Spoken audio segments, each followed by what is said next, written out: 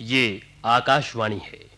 महाकवि का सपना प्रस्तुत है श्री राधा कृष्ण का लिखा हुआ नाटक महाकवि का सपना।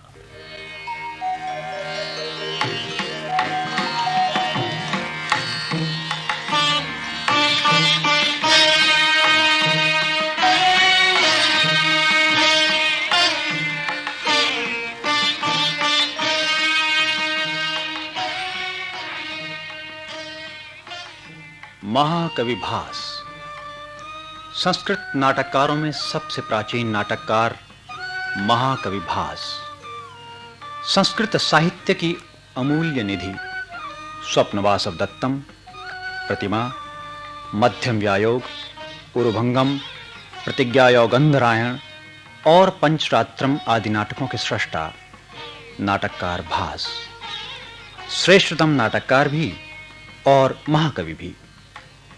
भास की रचनाओं में उनके दोनों व्यक्तित्वों का अपूर्व सम्मोहन, लेखक राधा कृष्ण की एक परिकल्पना। महाकवि भास एक दिन स्वप्न देखते हैं। स्वप्न में वे अपने ही द्वारा निर्मित पात्रों से वार्तालाप करते हैं। उनके श्रेष्ठतम पात्र ही उनके सबसे कटु आलोचक हो उठते हैं। वस्तुतः यह है कवि का आत्मचिंतन। कला को उसकी समग्रता में ही देखना होगा, खंडशः नहीं। कला का सम्यक सौंदर्य ही उसकी पूर्णता है। भारत के प्राचीनतम नाटककार की सूक्ष्म और व्यापक दृष्टि तथा उसके महत्व का प्रतिपादन करता है महाकवि का सपना।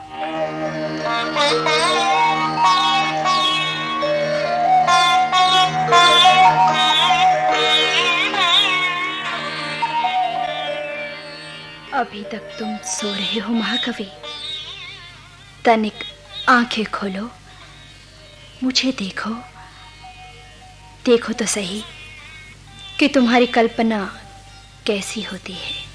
तारों की छाया में चांदनी के समान कौन खड़ी हो तुम? मुझे नहीं पहचान पाते महाकवि? तुम कोकिला के साकार स्वर सी, मोहक कल्पना सी, दूर से आती हुई संगीत ध्वनि सी, छाया की माया सी।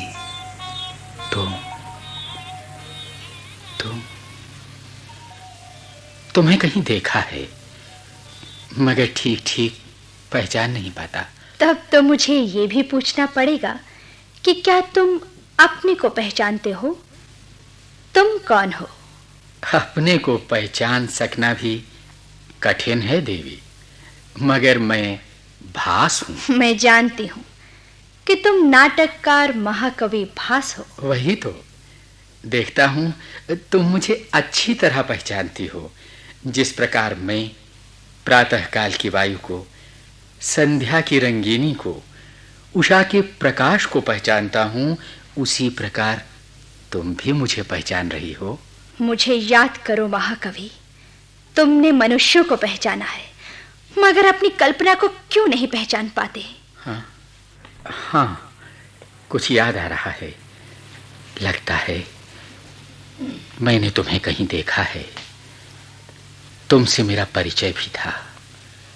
हम लोग कौशाम्बी में, हस्तिनापुर में, उज्जैनी में या कहीं मिले थे। तुम्हें याद होगा? मुझे तो सब याद है। जिस तरह दर्पण में छाया पड़ती है, उसी प्रकार मेरी स्मृति में सब कुछ प्रतिबिंबित है। ओह, परंतु मुझे क्यों याद नहीं आता? कर्मों का जाल बुनने वाले कर्ता को जिस प्रकार ना अतीत की स्मृति आती है, ना भविष्य के परिणाम का ध्यान रहता है, उसी प्रकार तुमने मुझे भी भुला दिया। मुझे आश्चर्य हो रहा है देवी। कल्पना में जिससे परिचय था, उसे स्वप्न में भूल जाना कोई आश्चर्य की बात नहीं। अच्छा, तो अपना नाम ही बतला दो। महाकवि। तुमने कभी वासव दत्ता का नाम सुना है? वासव दत्ता? तुम यहाँ आकाश गंगा के तट पर तारों की छांव में? आश्चर्य हो रहा है। उज्जैनी की राजकुमारी, कौशाम्बी की महारानी, तुम यहाँ? महाराज उदयन कहाँ हैं? तारों के झुरमुट में वे उस ओर जा निकले हैं, आते ही होंगे। कल्पना की वासवदत्ता, स्वप्न की वासवदत्ता। क्या कहते हो महाकवि? मैं कल्पना हूं, मैं स्वप्न हूं? परंतु क्या तुम बतला सकते हो कि कल्पना और वास्तविकता में क्या अंतर होता है? या ये भी कौन कह सकता है कि कल्पना अच्छी और उपयोगी वस्तु है या वास्तविकता? कल्पना और वास्तविकता कदाचित दोनों ही अच्छे हैं देव। यदि वास्तविकता नहीं होती तो कल्पना अच्छी नहीं लगती, या कल्पना होती ही नहीं। यदि कल्पना नहीं होती तो जीवन एक चट्टान की तरह होता, मनुष्य कदाचित मनुष्य ही नहीं होता। धरती से ऊपर हवा में फूल खिलते और खिलखिलाते हैं, परंतु पौधे की जड़ धरती के नीचे वास्तविकता में ही रहती है।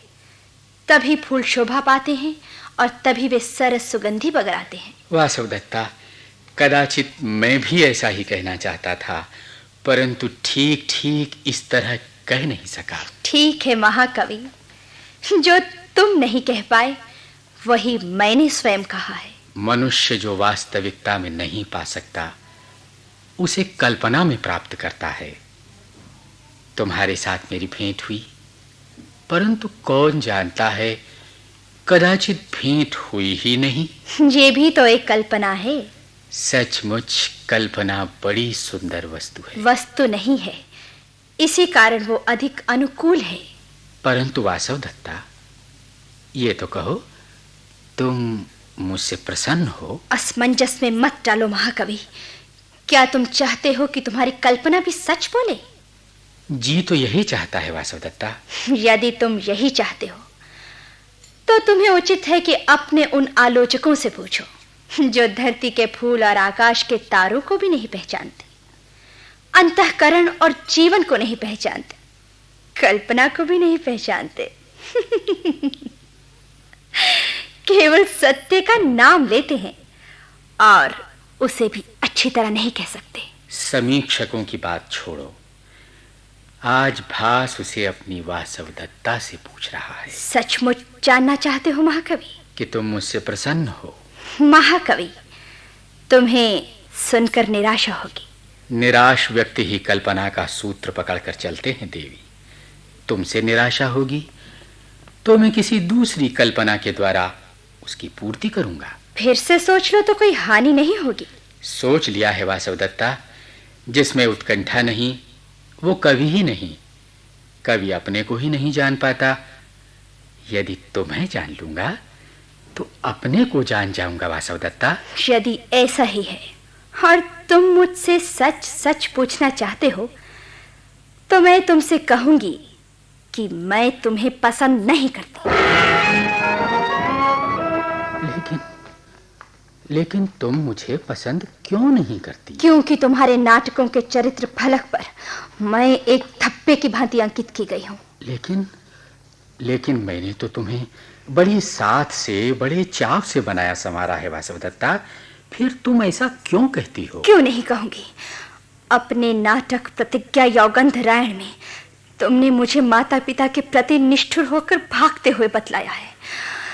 स्वप्न वासवदत्तम में तुमने मुझे मेरी सौत की दासी बना दिया है। महाकवि, क्या इससे मुझे कम कष्ट हुआ है? मेरे हृदय में गहन पीड़ा डालकर तुम्हें कौन सा सुख मिल गया? जहां हृदय में त्याग और ओंठों पर मुस्कान है वहीं वासवदत्ता है। तुम अपूर्व और आश्चर्यजनक हो वासवदत्ता। जहां जागरण और तंद्रा, गंभीरता और चिंतन, व्यग्रता और आश्वस्ति एक साथ गले मिलते हैं, वहीं वासवदत्ता किवाड़ खोल कर आती है और अपने प्रियतम से बातें करती है। उसी वासवदत्ता के सामने स्वप्न और यथार्थ मिलते हैं। फिर भी कहा नहीं जा सकता कि वो स्वप्न था या यथार्थ था। सुन रही हो वासवदत्ता? किंतु फिर भी मन को वेदना हुई ही। कि तुमने मुझे बनाया तो ऐसा क्यों बनाया? तुम्हारे हृदय में मेरे प्रति तनिक भी ममता नहीं थी? ममता थी वासवदत्ता, इसीलिए तो तुम आज भी अमर हो, नहीं तो पुराने अक्षरों की भांति मिट गई होती। महाकवि भास, इधर देखो। क्या तुम मेरी बात का उत्तर दे सकोगे? तुम कौन हो? आज तुम योगेंद्रायण को भी नहीं पहचानते? योगेंद्रायण? तुम योगेंद्रायण हो? मैंने तुम्हें धुएं की बनी हुई मूर्ति की भांति अस्पष्ट कोहरे में या बादलों के घेरे में देखा था। तुम गंभीर थे योगेंद्रायण, स्पष्ट नहीं थे। पहचानने का अवसर तो आज ही मिला है। लोग जिसकी राजनीति का लोहा मानते थे, उसे तुमने उस समय भी नहीं पहचाना।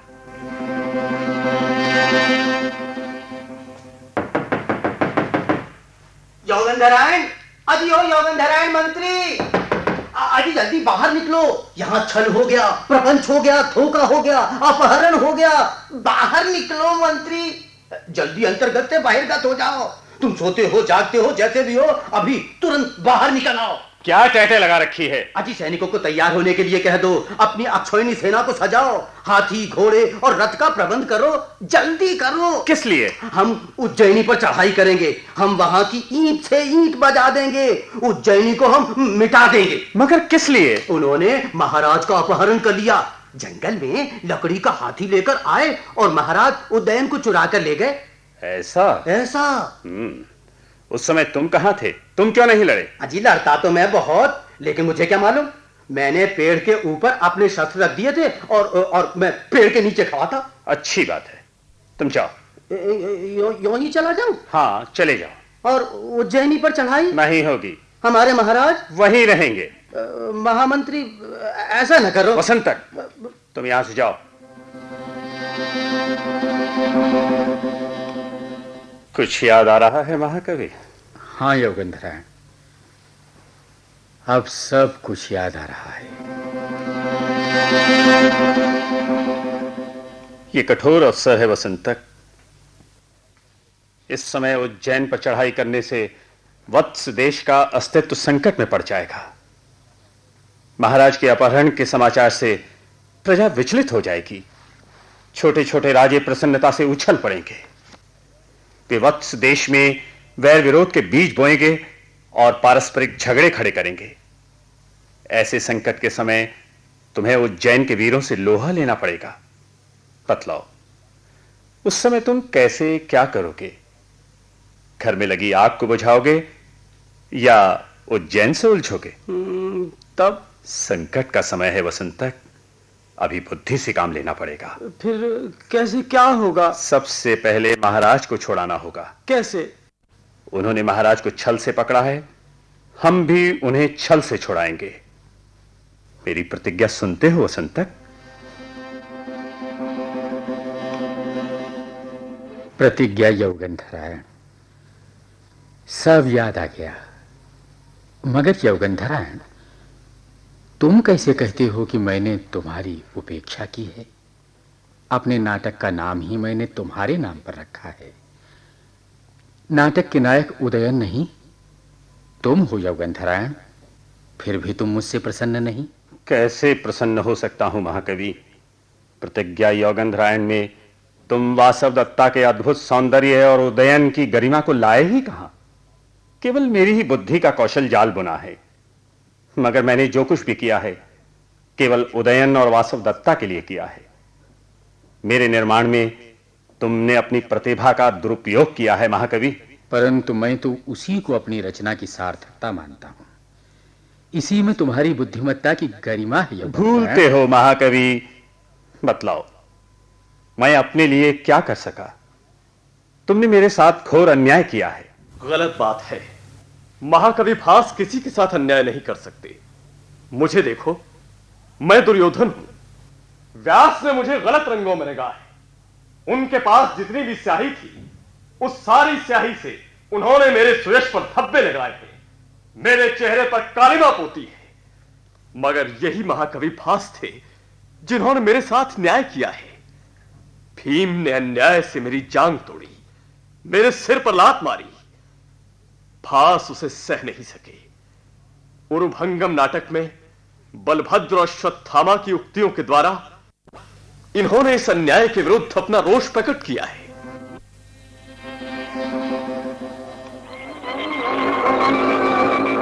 अरे भीमसेन, तूने यह क्या कर दिया?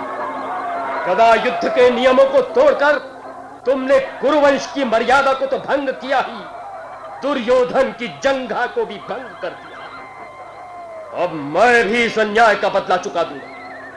ठहरो भीमसेन, मैं तुम्हारी छाती के ऊपर अपना हल चलाकर उसमें मांस और लहू की क्यारियां बनाऊंगा।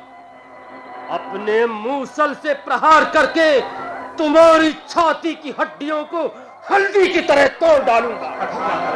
क्रोध का निवारण करें भगवान, क्रोध का निवारण करें। मैं अपने अधमरे शरीर को घसीटता हुआ तुम्हारे पास पहुंच रहा हूं देव। हलायुध, मेरा सिर आपके चरणों पर रखा हुआ है। आप इस भीम को न मारे देव। मुझे इस अन्याय का बदला लेना है दुर्योधन। मेरे पैरों के ऊपर से अपना सिर हटा लो। आज मुझे देख लेना है कि इस भीमसेन में कितना बल है। भगवान, सावधान हो जा भीमसेन। भगवान हलायुध, क्रोध का निवारण करें। अगर आप पांडवों को भी नष्ट कर देंगे देव, तो मेरे वंश में कोई पानी देने वाला भी नहीं रहेगा।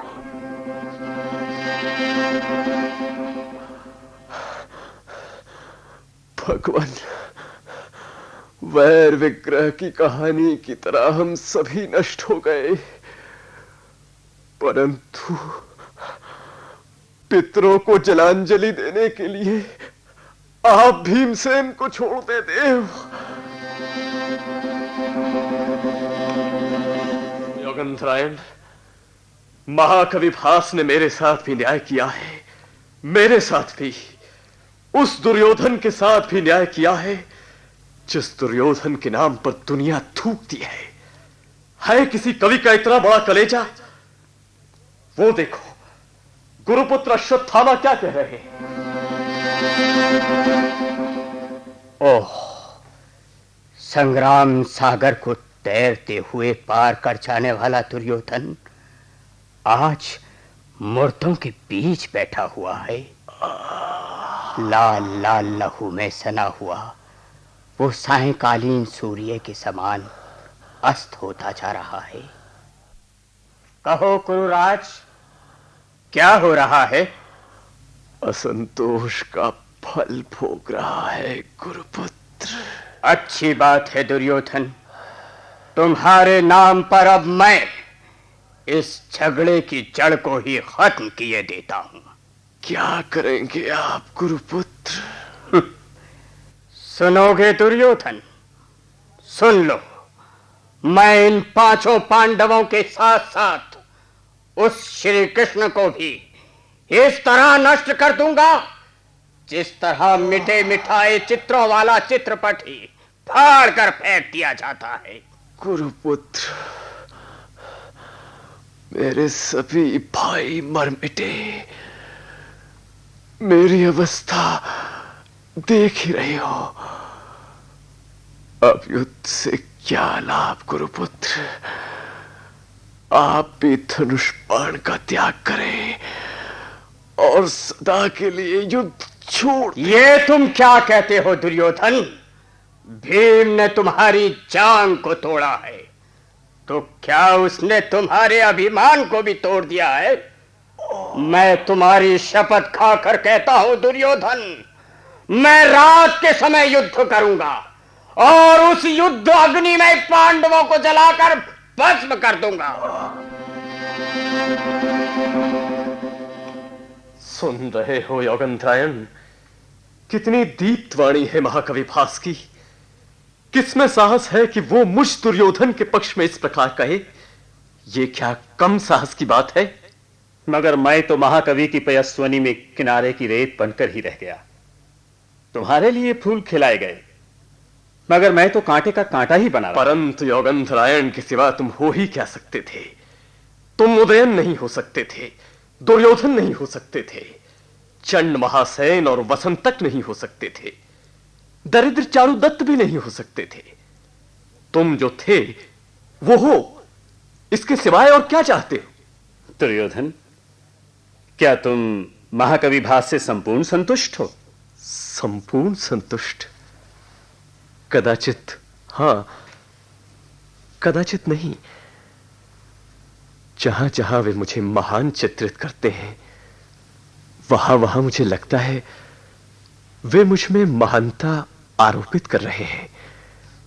मैं इतना पूर्ण नहीं था, मैं अपूर्ण था। सुनो, अपूर्ण। तनिक मेरी बात सुनो। तुम लोग कौन हो? हम तुम्हारी सृष्टि के लोग हैं, जिन्हें तुमने बनाया है।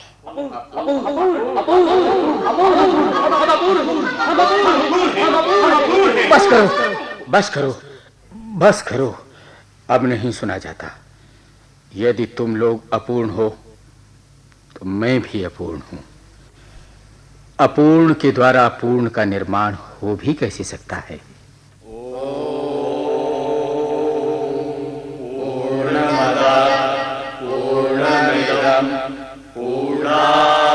पूर्णमुदच्यते पूर्णस्य पूर्णमादाय पूर्णमेवावशिष्यते। सुन रहे हो? ये पूर्ण है, वो पूर्ण है। पूर्ण से ही पूर्ण की उत्पत्ति होती है। पूर्ण से पूर्ण ले लो, फिर भी पूर्ण ही बच रहता है। ओह, तुम लोग कहां गए? अरे, यहां तो कोई भी नहीं। कौन हो तुम? इस पारिजात वन में क्या कर रहे हो? धीरे बोलो, स्वर के ऐरावत सावधान हो जाएंगे। मगर तुम हो कौन? मैं उदयन हूं। उदयन? हाँ, उदयन। मगर तुम भाग जाओ, अभी हाथी आते होंगे। तुम यहां से चले जाओ। उदयन, तुम्हें देखकर मैं बहुत प्रसन्न हूं। बजाओ, अपनी घोषवती वीणा को एक बार फिर बजाओ। लगता है तुम मुझे जानते हो। जानता हूं उदयन। मुझे कब से जानते हो? जब मैं जंगलों में बैठकर वीणा बजाता था। हाँ हाँ, कदाचित उसी समय से। जब शालंकायन ने मेरे साथ छल किया और मुझे उज्जैन ले गया। हाँ हाँ उदयन, उस समय भी मैंने तुम्हें जाना था। जब वासवदत्ता को लेकर मैं मस्त पागल हाथी पर चढ़कर भागा था। हाँ हाँ, उस समय भी मैंने तुम्हें जाना था उदयन। तब तो तुम बहुत जानते हो। क्या तुम वासवदत्ता को भी जानते हो? जानता हूं। उसे देखा है? अभी अभी तो देख रहा था, फिर वो तत्काल तिरोहित हो गई। क्यों तिरोहित हो गई? क्या तुमने उसे जागृत अवस्था में देखा? क्या तुमने उसे स्वप्न में देखा? कहीं किवाड़ से चोट तो नहीं लगी? वो मुझसे रुष्ट होकर तिरोहित हो गई उदयन। वो ऐसा ही करती है, रुष्ट होती है और तिरोहित हो जाती है। जागने पर वो नहीं मिलती। स्वप्न में उसे देखता हूं। वो वासवदत्ता नहीं, वो है स्वप्न वासवदत्ता। अच्छा, तो तुम ही महाकवि भास हो। महाराज ने मुझे पहचान लिया। श्रेष्ठा महाकवि को पहचानने में मुझे देर नहीं लगी, क्योंकि तुमने मुझे सब कुछ दे दिया और सब कुछ पाकर भी मुझे कुछ नहीं मिला। मगर जाने दो, इन बातों में कुछ नहीं रखा है। महाराज मुझे क्षमा करें। कौन किसको क्षमा करेगा महाकवि?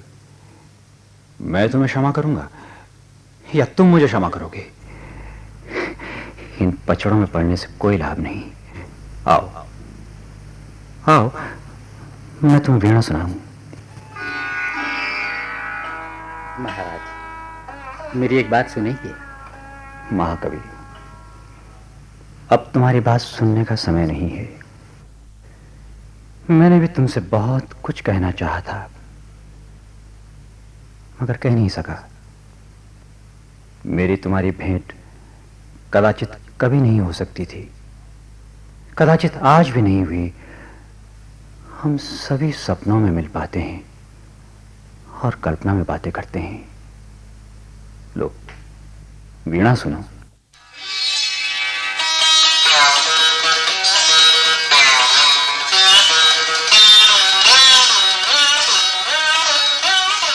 कभी सोचा है कभी ये उठते गिरते मिलते बिछड़ते स्वर क्या कहते हैं? आरोह और अवरोह, पंचम और गांधार, मीड़ और मूर्छना, क्या इनका अस्तित्व है? क्या ये सत्य नहीं? क्या ये मात्र स्वरों का खिलवाड़ है? नीरस दुनिया में कैसे कैसे सरस स्वरों की सृष्टि हुई है। पसंद आ जाए तब भी ठीक है, नहीं पसंद आया तब भी किसी का कुछ बनता बिगड़ता नहीं।